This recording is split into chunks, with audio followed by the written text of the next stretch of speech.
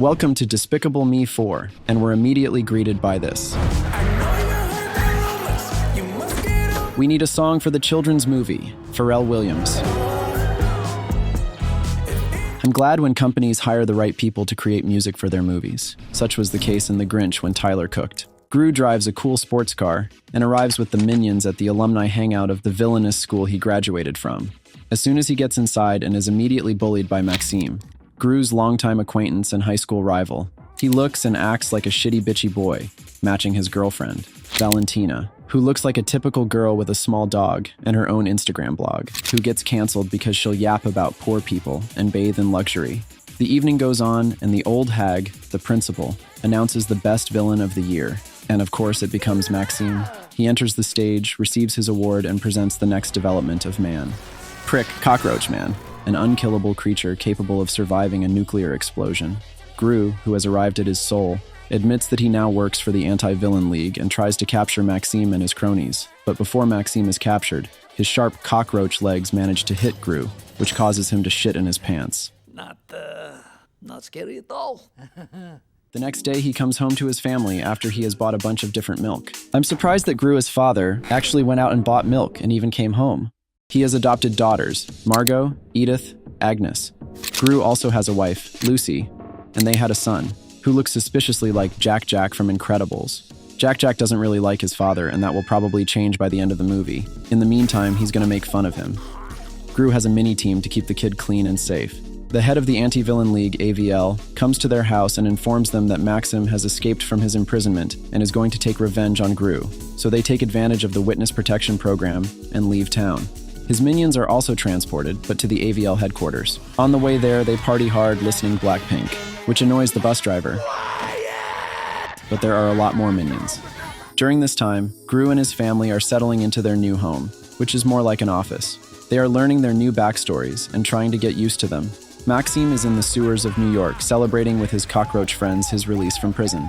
Actually, Valentina's behavior is not natural for her character. In comparison, that's the look she gave Gru, who may not be the most handsome man, but he's a solid 5. And here's how she looks at her boyfriend, who I remind you is more of a douche cockroach than a human being. Anyway, he plans to find Gru, steal his son using the most silent and stealthy method possible, using a giant cockroach-shaped machine with a jet engine, and turn Jack Jack into a cockroach. But now they're checking all the buildings. What is the main villain's motivation? What is it that he wants so much revenge for? Well, when they were little, Gru stole Maxim's talent show performance, and they've been sworn enemies ever since. What a fucking great motivation. Gru and his family head out for their first day in their new identity. Gru, looking like he came out of the Barbie universe, goes to talk to the neighbors, which he does spectacularly cringy.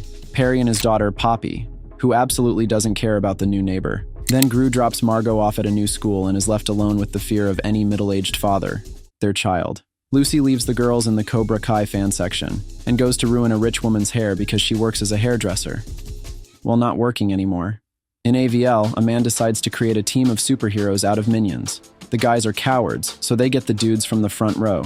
They're experimented on and get superpowers. Brain rot versions of Mr. Fantastic and the Thing from the Fantastic Four, the Hulk, Cyclops, and any superhero who can fly. They are set free to bring peace to the city, but they don't succeed. More accurately, they succeed at everything but saving the city. Because of this, they are sent into retirement. The day passes, and Gru is successfully doing his father's job in modern cartoons, being a comic relief. Margot was also bullied at school. That evening, back at home, Gru takes out the trash. Poppy sits on the swing and greets him as Gru. Little cunt with a nose that looks suspiciously like Gru's says she Googled who he is and how he's known, and tries to put him on a blackmail needle, which Gru is happy to sit on. Poppy promises not to tell anyone about his real identity, but she needs help kidnapping something because she's also a villain. Since when do bands collab with tech companies and get advertised in movies? The next day, the neighbors invite Gru and Lucy to play tennis with them tomorrow, and they happily agree because they need to adjust to their new lives. Later, Gru gets a text from the red-haired girl about their meeting place, at the treehouse where the girl spends her time like any representative of the alpha generation. Isn't that how you spend your free time? Once up there, Gru is informed by Poppy. The girl wants to steal the honey badge, the mascot from the villain school.